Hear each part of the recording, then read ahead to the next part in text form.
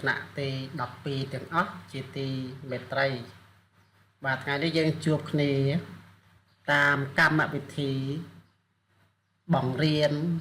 និងរៀនពីចម្ងាយតាមកាលវិភាគដែលបានកំណត់ទុកជាធម្មតាដូចតទៅបាទចឹងកូនទាំងអស់គ្នាត្រៀមលក្ខណៈចូលរួមសិក្សាជាមួយលោកគ្រូបាទតោះចាប់ផ្ដើមថ្ងៃនេះកូនជួបជាមួយលោកគ្រូនៅមេរៀនទី4សិល្បៈតែ 4.2 ណា 4.2 ហ្នឹងយើងមានចំណុចមានទៅដល់4ចំណុចឯណោះបាទចំណុចទី1គឺចលនាអក្សរសិល្ប៍ព្រាហ្មណ៍និយមចំណុចទី2ចលនាអក្សរសិល្ប៍ពុទ្ធនិយម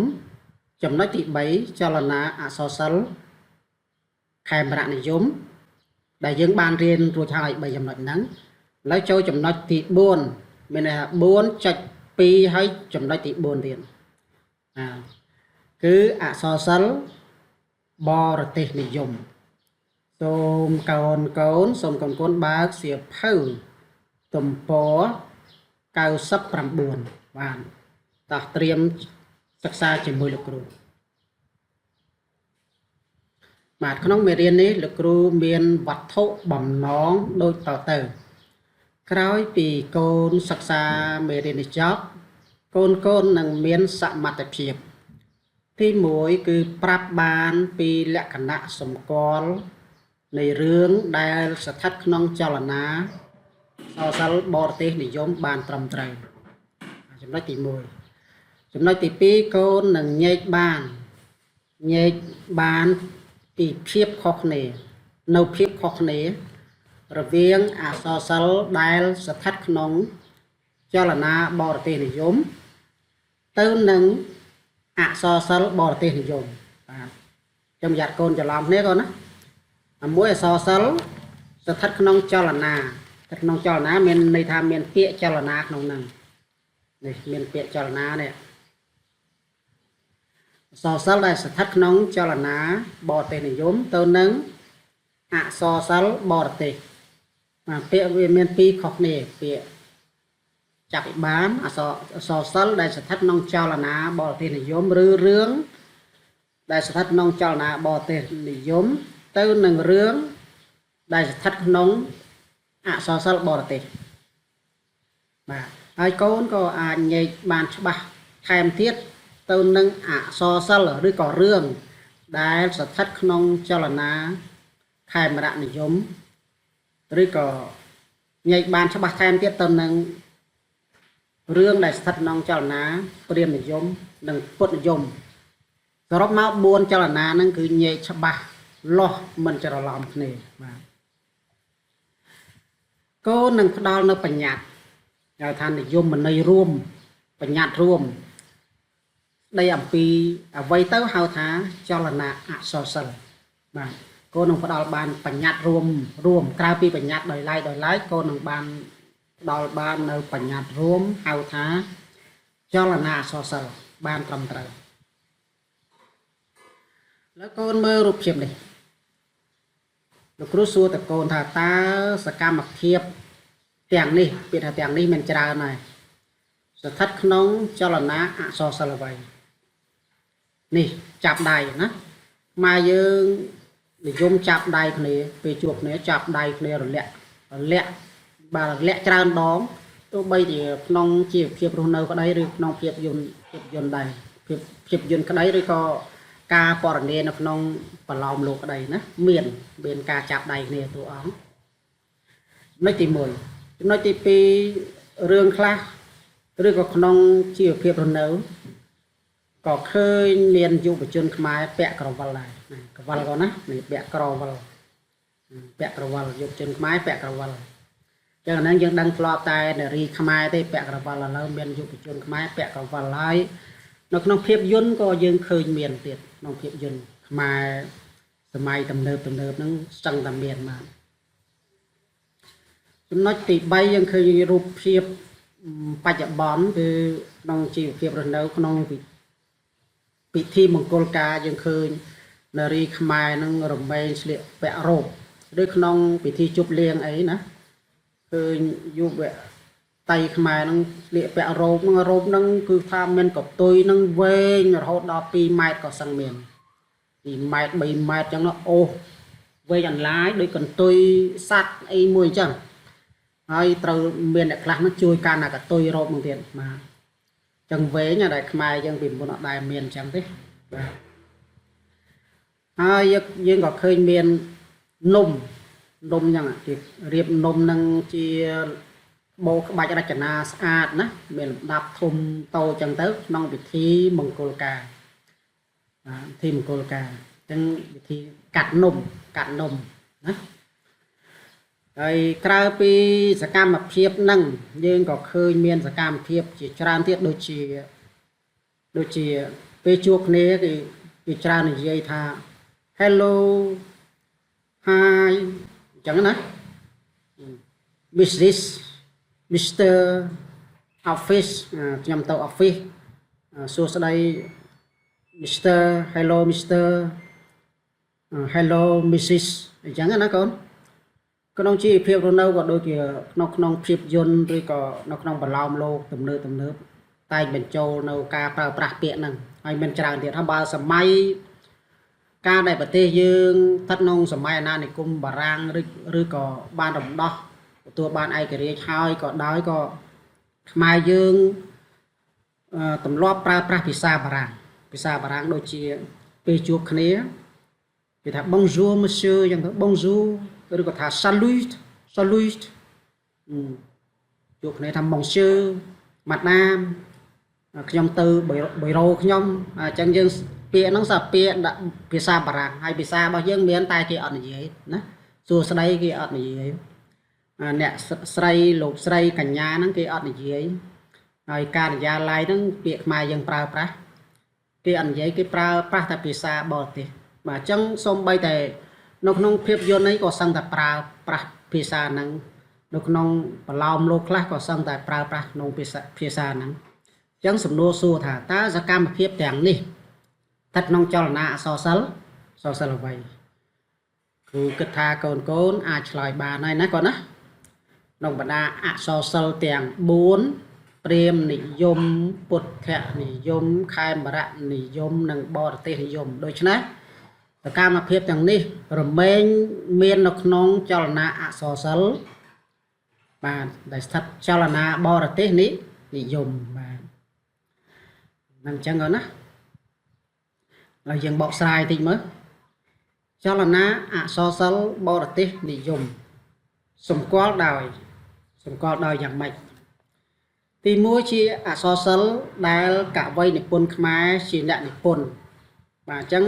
ចលនាកូនមើលពាក្យថាចលនានេះចលនាណាកូនណាគឺជាអក្សរសិល្ប៍ដែលកវីនិពន្ធខ្មែរជាអ្នកនិពន្ធមិនមែនបរទេសជាអ្នកនិពន្ធទេទី2គេបង្កើតឡើងឬនិពន្ធឡើងអាចមានបំណងប្រជែងនឹងចលនាខេមរៈនិយមគេយកវប្បធម៌បរទេសមកបញ្ចូលក្នុងស្នាដៃរបស់គេហ្នឹងដើម្បីគោលបំណងមកផ្សព្វផ្សាយឲ្យជាតិខ្មែរហ្នឹងទទួលយកគឺក្នុងបំណងលើកតម្កើងវប្បធម៌បរទេសបាទវប្បធម៌បរទេសហើយបច្ចុប្បន្ននេះចលនាអក្សរសិល្ប៍បរទេសនិយមហ្នឹងពុំមាននៅក្នុងកម្មវិធីសិក្សាទេតែបុរាណនៅសម័យមុនអាចស្ថិតនៅក្នុងសង្គមមានច្រើនបងយើងគូសុំរំលឹកកន្លែងហ្នឹងតិចតាមទ្រឹស្ដីនៅក្នុងអក្សរសិល្ប៍ខ្មែរណាក្នុងអក្សរសិល្ប៍ខ្មែរគេហៅថា literature ខ្មែររបស់បណ្ឌិតម្នាក់ដោយលោក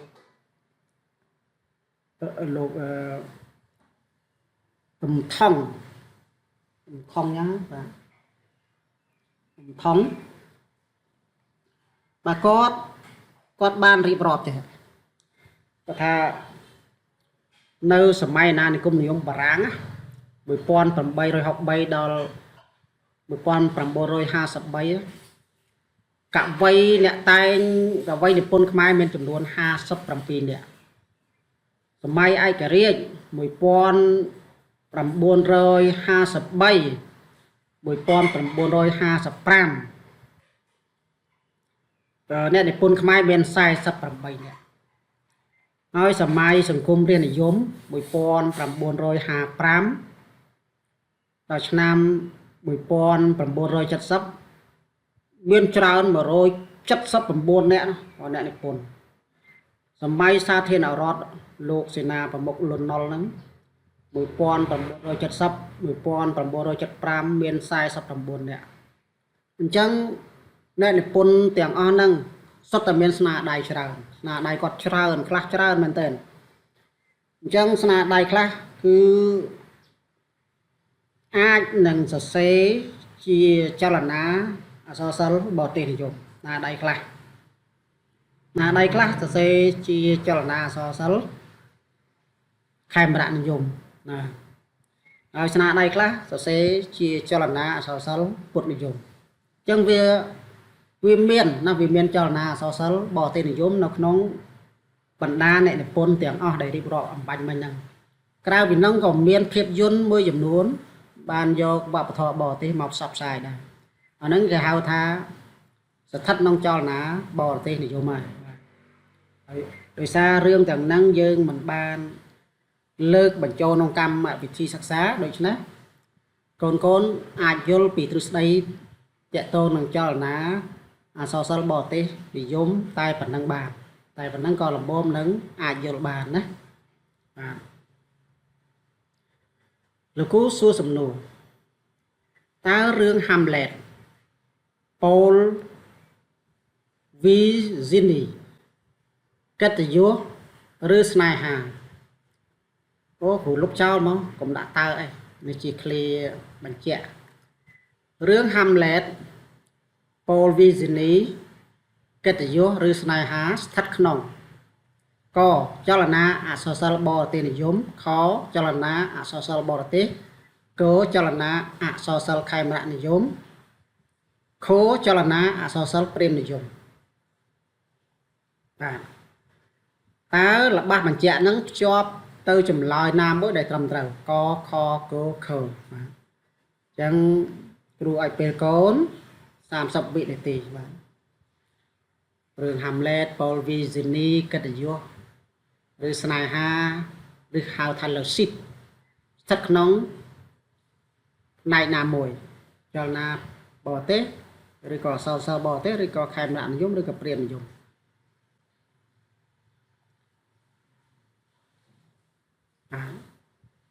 5 4 3 2 1អស់ពេលបាទមួយណាកូនបាទចម្លើយគឺ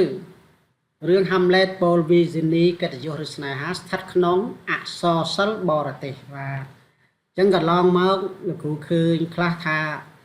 រឿងទាំងហ្នឹងទាំងអស់ហ្នឹងជារឿងដែលស្ថិតក្នុងចលនាអក្សរសិល្ប៍បរទេសនិយមបាទអញ្ចឹងជាការភ័ន្តច្រឡំជាអក្សរសិល្ប៍បរទេសទេណាជាអក្សរសិល្ប៍បរទេសហេតុអីបាទបយលជាអក្សរសិល្ប៍បរទេសព្រោះណាចំណុចទី1ជារឿងរបស់ជាតិដតីរបស់ជាតិដតីរបស់បារាំងរបស់អង់គ្លេសអញ្ចឹងទៅរបស់ជប៉ុនអញ្ចឹងទៅគេនិពន្ធដើម្បីជាតិគេមិនមែនខ្មែរអ្នកនិពន្ធទេទី2បុគ្គលជាជាតិខ្មែរមួយចំនួនលោកបានយករឿងទាំងអស់អំបញ្ញមិញហ្នឹងហើយមានរឿងច្រើនទៀតលោកបានយកមកបកប្រែជាខេមរៈភាសាអញ្ចឹងក៏នាំឲ្យអ្នកអានខ្លះច្រឡំថាអ្នកនិពន្ធទាំងអស់ហ្នឹងតែងរឿងហ្នឹងបាទតាមពិតមិនមែនតែងទេគាត់បកប្រែទេណារក្សាខ្លឹមសារឈ្មោះតួអង្គហ្នឹងជាលក្ខណៈដើមរបស់គេទាំងអស់ហើយរឿងខ្លះរឿងមិញហ្នឹងក៏មានក្នុងកម្មវិធីសិក្សារបស់ជាតិយើងដែរជាតិយើងបានដាក់បញ្ចូលកម្មវិធីរឿងហ្នឹងនៅក្នុងកម្មវិធីអប់រំចំណេះទូទៅដែររហូតដល់ថ្នាក់មហាវិទ្យាល័យក៏មានដែរមហាវិទ្យាល័យអក្សរសាស្ត្របាទអញ្ចឹងបើស្នាដៃទាំងហ្នឹងឬស្នាដៃណាដែល đại khai dương bàn do một sắc xá hai nó chiết kê nó chiết kê từ tua squall tha về là o và sa sầm rạp chiết kê hai miền lẹt đã chiết bọc kê hai ai khai dương do một sắc xá đá rồi có tiếp sen do rương càng năng từ sắc xá ấp rum đá sập sai đá nó mày rương nút miền lẹt là an trả chiết miền lẹt là an trả chiết đối chỉ rương Hamlet rương Paul Vigny kết dụ rương Snaha rương Ramayana Anh Đế rương Romeoនិង Juliet រឿង Antigone វីរៈនារីក្រុងថែបរឿងត្រពាំងបិសាចបាទរឿងមួយចំនួនគឺប្រទេសជាតិគេទទួលស្គាល់ថាជាស្នាដៃដែលមានលក្ខណៈជាតិដោយរឿងទុំទាវរបស់យើងអញ្ចឹងជាតិខ្មែរយើងទទួលស្គាល់ថាជារឿងដែលមានលក្ខណៈជាតិបាទហើយរឿងរបស់គេមួយចំនួននេះប្រទេសគេទទួលស្គាល់ថាមានលក្ខណៈជាតិមនុស្សទូទាំងប្រទេសស្គាល់ទាំងអស់រឿងរបស់គេហើយដល់ខ្មែរយើងឬប្រទេសដទៃទៀតយកមកផ្សព្វផ្សាយសិក្សាដែរនាំឲ្យរឿងរបស់គេទាំងហ្នឹងជាអក្សរសិល្ប៍ដែលមានលក្ខណៈអន្តរជាតិអញ្ចឹងមិនមែនចលនាអក្សរសិល្ប៍បរទេសនិយមទេសូមកុំច្រឡំណាគាត់ណាបាទដូចជារឿងរាមាយណៈឥណ្ឌាហ្នឹងគឺអក្សរសិល្ប៍បរទេសទេមិនមែនជារឿងស្ថិតក្នុងចលនាព្រាហ្មណ៍និយមទេព្រោះខ្មែរមិនមែនអ្នកតែងណាឥណ្ឌាអ្នកតែងរឿងរបស់ឥណ្ឌាជារឿងបរទេសរឿងរបស់ប្រទេសឥណ្ឌាហើយខ្មែរយើងយកមកសិក្សាដែរទទួលឥទ្ធិពលពីឥណ្ឌាដែរយកមកសិក្សាដែរនាំឲ្យរឿងហ្នឹងមានលក្ខណៈជារឿងដែលមានលក្ខណៈចលលក្ខណៈបរទេសណាមានលក្ខណៈបរទេសបាទអញ្ចឹងយើងញែកដាច់ត្រង់ចំណុចហ្នឹងជារឿងឬក៏ជាអក្សរសិល្ប៍ដែលមានលក្ខណៈបរិទេសលក្ខណៈអន្តរជាតិបាទលក្ខណៈអន្តរជាតិពាក្យបច្ចេកទេសគេថាមានលក្ខណៈអន្តរជាតិឡើយបន្តតិចទៀតដើម្បីច្បាស់យើងមានសំណួរមួយទៀតលោកសួរតកូនចូលកូនរៀបលំដាប់លំដោយនៃកំណើតចលនាអក្សរសិល្ប៍ទាំង4មានន័យខ្លះគ្រូដាក់ចលនាទាំង4គ្រូដាក់កខគមានខេមរៈនិយមព្រាហ្មណ៍និយមបរទេសនិយមពុទ្ធនិយមនឹងដាក់ឆ្លាស់គ្នាអត់តលំដាប់លំដោយណាកើតមុនណាកើតបន្ទាប់ណាកើតក្រោយបងអស់ទេដាក់ឆ្លាស់គ្នាចឹងចង់ដឹងចំណេះដឹងកូនថាតើអក្សរសិល្ប៍ចលនាអក្សរសិល្ប៍ទាំង4របស់ខ្មែរហ្នឹងដែលខ្មែរតែងហ្នឹងរឿងដែលខ្មែរតែងហ្នឹងស្ថិតក្នុងចលនានីមួយហ្នឹងបាទឬក៏ថាចលនាទាំង4ដែលមានលក្ខណៈលំដាប់លំដោយទី1ទី2ទី3ទី4ហ្នឹងណាកើតមុនណាកើតបន្ទាប់ណាកើតក្រោយដាក់ត្រង់ខ្ទង់ចម្លើយបាទអញ្ចឹងលំដាប់លេខ1លេខ2លេខ3លេខ4បាទអ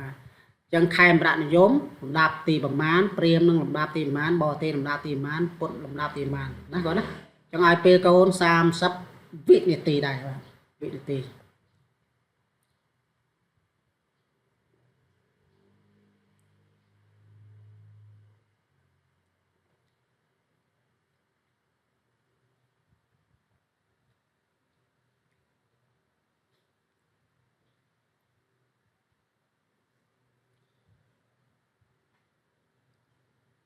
បាទ5 4 3 2 1បាទអស់ពេលអញ្ចឹងកូនចាប់ជាប់គិតក្នុងចិត្តមើលត្រូវជាមួយលោកគ្រូអត់ខេមរៈនិយមកលំដាប់ទី3មានតែកើតលំដាប់ទី3ព្រាហ្មណ៍និយមកើតលំដាប់ដំបូងមុនគេបរទេសនិយមកើតលំដាប់ទី4ពុទ្ធនិយមកើតលំដាប់ទី2អញ្ចឹងយើងនិយាយតាមលំដាប់លំដោយគឺព្រាហ្មណ៍និយមបន្ទាប់មកពុទ្ធនិយមបន្តមកទៀតខេមរៈនិយមនិងបន្តមកទៀតបរទេសនិយមអញ្ចឹងពេលធ្វើសំណេរតែងសេចក្តីអីកូនពេលដែលកូនចង់លើកចលនាអក្សរសិល្ប៍ទាំង4នៅក្នុងសំណេររបស់ខ្លួនកូនត្រូវសរសេរឲ្យតាមលំដាប់នៃចលនាអក្សរសិល្ប៍បាទចលនាថាក្នុងចលនាអក្សរសិល្ប៍ព្រាហ្មណ៍និយមរឿងអីចឹងមករឿងរាមកេរ្តិ៍ចំណែកក្នុងចលនាអក្សរសិល្ប៍ពុទ្ធនិយមរឿងឲ្យថារឿងព្រះវេស្សន្តរ ចំណែកឯក្នុងចលនាអក្សរសិល្ប៍ខេមរៈនិយមវិញរឿងទុំទាវទេណាចំណែកឯក្នុងចលនាអក្សរសិល្ប៍បរទេសនិយមវិញរឿងតែដោយសារបរទេសនិយមហ្នឹងគឺมันមានអ្នកជំនាញអក្សរសិល្ប៍ណាបញ្ជាក់ថារឿងណាស្ថិតក្នុងចលនាអក្សរសិល្ប៍បរទេសនិយមឲ្យពិតប្រាកដទេដូច្នេះលោកគ្រូក៏មិនហ៊ានអះអាងដែរព្រោះគ្រូមិនមែនជាអ្នកកាត់ក្តីទេបាទតែមានអ្នកជំនាញគេកំណត់ច្បាស់លាស់ប៉ុន្តែគ្រាន់តែយើងបានផ្ដល់បញ្ញត្តិថារឿងទាំងឡាយណាដែលខ្មែរយើងនិពន្ធឡើងហើយលើកតម្កើងវប្បធម៌បរទេសរឿងនោះស្ថិតក្នុងចលនាអក្សរសិល្ប៍បរទេសនិយមបាទហើយរឿងហ្នឹងក៏វាមិនមានក្នុងកម្មវិធីសិក្សាយើងដែរវាធ្លាប់មានដោយគ្រូបានរៀបរាប់ហើយនៅសម័យតាំងពីបារាំងមករហូតមកដល់អត្តពលនឹងជះមកដល់សម័យលោកសេនាប្រមុខលន់នល់បាទមានទាំងនៅក្នុងប្រឡោមលោកទាំងនៅក្នុងភាពយន្តមានណាគាត់ណាបាទឥឡូវយើងមើលទី2យើងមើលការបកស្រាយអំបញ្ញមិញហ្នឹងអក្សរសិល្ប៍បុរាណយើងឃើញបុរាណតាមការកកើតនៃអក្សរសិល្ប៍ឬប្រវត្តិអក្សរសិល្ប៍យើងឃើញអក្សរសិល្ប៍បុរាណគេកំណត់អក្សរសិល្ប៍ដែលស្ថិតនៅមុនអង្គរនិងមកដល់សម័យអង្គរចាត់ទុកថាអក្សរសិល្ប៍បុរាណខ្មែរទទួលឥទ្ធិពលព្រាហ្មណ៍សាសនាអញ្ចឹងចំណន់ហ្នឹងគឺខ្មែរយើងប្រើប្រាស់ភាសាសំស្ក្រឹតហើយនិយមជឿគោរពគម្ពីរវេទដែលជាគម្ពីរអប់រំតាក់ទងនឹងសាសនាព្រាហ្មណ៍បាទសាសនាព្រាហ្មណ៍សាសនាដែលមានវេទនិយមព្រាហ្មណ៍និយមនិងហិណ្ឌូបាទនិយមគម្ពីរវេទហ្នឹងនឹងអក្សរសិល្ប៍សម័យកណ្ដាលហ្នឹងគឺខ្មែរទទួលឥទ្ធិពលព្រះពុទ្ធសាសនាបាទកណ្ដាលហ្នឹងចាប់ពីក្រោយអង្គរគេថាបើតាមប្រវត្តិសាសនាខ្មែរហ្នឹងគឺកើតយូរហើយតែនិយាយថាឥទ្ធិពលខ្លាំងក្លាហ្នឹងគឺអាចមកកណ្ដាលដែលខ្មែរយើងបានសរសេររឿងតាក់ទងពុទ្ធនិយមហ្នឹងសម្បូរនៅសម័យកណ្ដាលដោយសារសម័យហ្នឹងគឺអ្នកកវីនិពន្ធខ្មែរយើងសរសេរជាភាសាបាលីរឿងជាភាសាបាលីហើយសរសេរជាកាព្យទៀតនឹងអក្សរសិល្ប៍បុរាណជាកាព្យរចនាវិធីគឺសរសេរជាកាព្យវចនវិធីប្រើភាសាបាលីលាយជាមួយនឹងភាសាខ្មែរសម័យកណ្ដាលបាទដល់សម័យទំនើបយើងរាប់តាំងពីសម័យអាណានិគមបារាំងរហូតមកដល់បច្ចុប្បន្ននេះបើគិតទៅ5ជំនាន់5សម័យកាលធំណាអក្សរសិល្ប៍គឺងាកមកយកបញ្ហារបស់ខ្មែរមកចោទនិងដោះស្រាយរបស់ខ្មែរមកចោទនិងដោះស្រាយនឹងក៏នាំយកវប្បធម៌បរទេសមកផ្សព្វផ្សាយផងដែរនេះពីចំណុចហ្នឹងអញ្ចឹងមានន័យថានៅសម័យទំនើបហ្នឹងមានទាំងចលនាអក្សរសិល្ប៍ខេមរៈនិយមក៏ស្ទុះងើបឡើងហើយចលនាអក្សរសិល្ប៍បរទេសហ្នឹងក៏កើតមានឡើងដែរព្រោះសម័យទំនើបហ្នឹងដោយគ្រូបានរៀបរាប់នៅសម័យអាណានិគមបារាំងហ្នឹងអ្នកនិពន្ធតាមសភៅអក្សរសិល្ប៍គេថា literature ខ្មែររបស់បណ្ឌិតថងដូចជាថងមិនចាំឈ្មោះច្បាស់បាទនៅឆ្នាំសម័យបារាំងហ្នឹង57នាក់សម័យឯករាជ្យ53ដល់55 48នាក់សង្គមរាស្ត្រនិយម55ដល់70 179នាក់សម័យសាធារណរដ្ឋ49នាក់បាទអញ្ចឹងប្រកាសជាមានស្នាដៃសរសេរជាចលនាអក្សរសិល្ប៍បរទេសនិយមហើយទាំងប្រឡោមលោកទាំងនៅក្នុងភាពយន្តបាទឥឡូវបណ្ដឹងចោលឥឡូវចូលចំណុចទី3ចូលកូនភ្ជាប់តំណាក់តំណងចំណងជើងរឿងនិងលក្ខណៈសម្គាល់ឲ្យបានត្រឹមត្រូវចំណងជើងរឿងនិងលក្ខណៈសម្គាល់ឲ្យបានត្រឹមត្រូវមាននេះចំណងជើងរឿងរឿងព្រះសវណ្ណសាមរឿងដេជោយតរឿងតាពាំងបិសាចរឿងរាមកេរ្តិ៍តើរឿងហ្នឹងសម្គាល់ថាស្ថិតនៅក្នុងកខគខ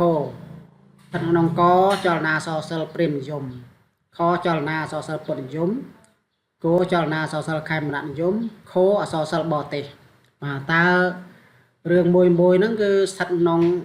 này nam môi chân sông cồn chọp nó tung chầm lao ai pe cồn sam sập vị nị tì đài mà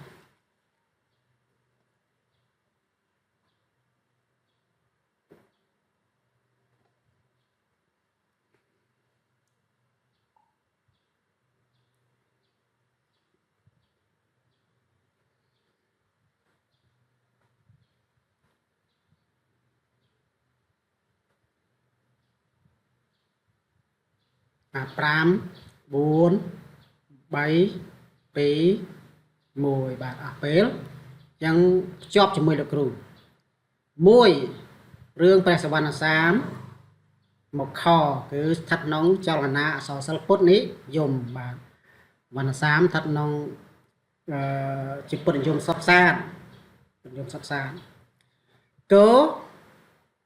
pí mà cố chẳng pí rương đại chùi giót thật nóng cho là nạ so sal khai mà đạn dùng bấy rương trọc bèng bày sát chọc mà khó cứ chi so sal bò tê hai bốn rương riềm kế chọc mà có cứ thật nông cho là nạ so sal priếm định dùng mà dương còn mơ ẩm nang kru mình thay tiệt rương bà vợ bè sà văn sam chi so sal put thay định dùng sọt sạt mà chẳng dừng đăng cột này hai rương này cứ chỉ rương đại thật nông cầm pí presot cầm pí presot á mà đại miền pí mơn mà pon thò mà khán cầm pí presot dây bị rương ra bảo bột chẳng rương sà văn sam thật nông cầm pí presot bà hai cái tà ban cả vây khmai nâng an nè pon khmai rồi có nè prai khmai đại lục che bà lây start riêng riêng bọc prai che khai bạ phía xa khmai hay đạm bằng châu được nông cam mà thì sạch xa được nông được thơ muối một tha sẵn ép tu chuyện đọc cho miền đọc rương ép tu chuyện đọc này rương đại chui gió cứ thật nông cho là so sánh khai bạ giống chỉ là khao rồi bỏ này pon tí chỉ khuất mà thật nông cam thì sạch xa đây rương tập em bị sát cứ chỉ rương so sánh bò tê tê nữa mình thật nông cho là so sánh bò tê thì dùng tê cứ chỉ riêng bò bát tê Japan mà chỉ riêng bò tê bát tê Japan để cả vay Japan chân chiết Japan còn để tay mà còn mua tha mà còn mua được chào đấy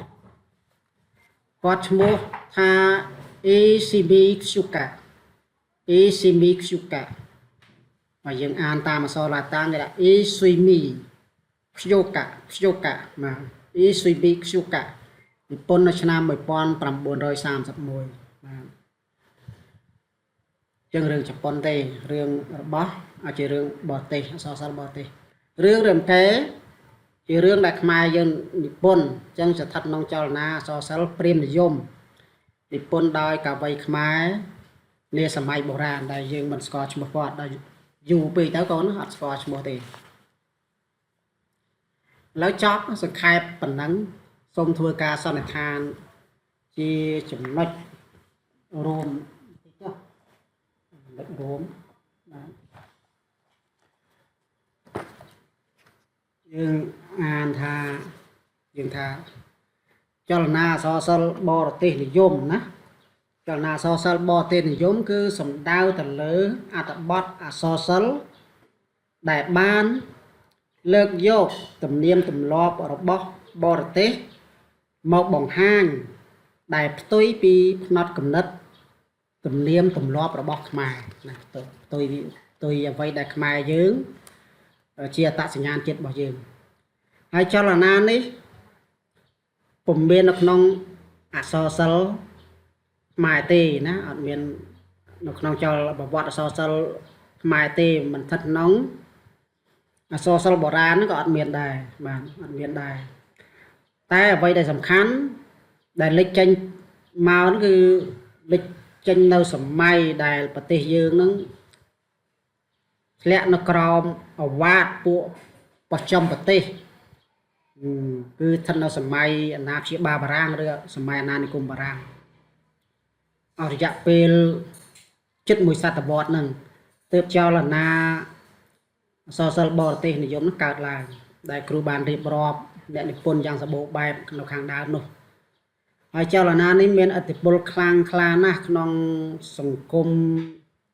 ម៉ែយើងតាំងពីសម័យបារាំងមកដល់បច្ចុប្បន្នគឺមានតែគ្រាន់ថាវាមិនលិចស្ថិតនៅក្នុងរឿងដែលស្ថិតក្នុងកម្មវិធីទេក្នុងកម្មវិធីសិក្សាតែអាចមាននៅក្នុងភាពយន្តអាចនៅក្នុងប្រឡោមលោកក្នុងប្រឡោមលោកនានាអញ្ចឹងកូនត្រូវបែងចែកឲ្យច្បាស់រវាងចលនាខែសរសិល្ប៍បរទេសនិយមនិងខេមរៈនិយមប្រយ័ត្នត្រឡប់គ្នាកូនណាបាទហើយអ្វីដែលយើងអាចមើលឃើញចិត្តស្ដែងគឺសពថ្ងៃគេឃើញមានខ្មែរយើងនិយមពាសពេញប្រទេសដូចជាសុជីវធម៌មកការចាប់ដៃគ្នាការនិយាយស្ដី Hello Hi Office Mr Madam អីហ្នឹងសិតតែបរទេសហើយខ្មែរពាក្យខ្មែរមានតែមិនប្រើប្រាស់ទេនឹងពាក្យជាច្រើនទៀតដែលខ្មែរយើងនិយមប្រើសម្បើមបច្ចុប្បន្ននេះនឹងតាក់ទងនឹងអេរិយាបថផ្សេងកាយវិការផ្សេងព្រមទាំងការស្លៀកពាក់ការតុបតែងខ្លួននិងការរាំរែកជាដើមបាទនេះជាឥទ្ធិពលដែលវាអាចចេញមកពីឥទ្ធិពលចេញមកពីក្នុងអក្សរសិល្ប៍ឬពីភាពយន្តឬក៏គេឃើញផ្ទាល់ពីបរទេសតែម្ដងបាទអញ្ចឹងខ្មែរយើងជាជនជាតិខ្មែរពិសេសយើងជាសិស្សានុសិស្សតោងតែប្រយ័ត្នអំពីឥទ្ធិពលបរទេសនិយមហ្នឹងបានណាដែលល្អវាអាចខ្មែរលើកយកមកធ្វើគេហៅជាតិតូបនីយកម្មឲ្យលក្ខណៈជាខ្មែរសិនទៅ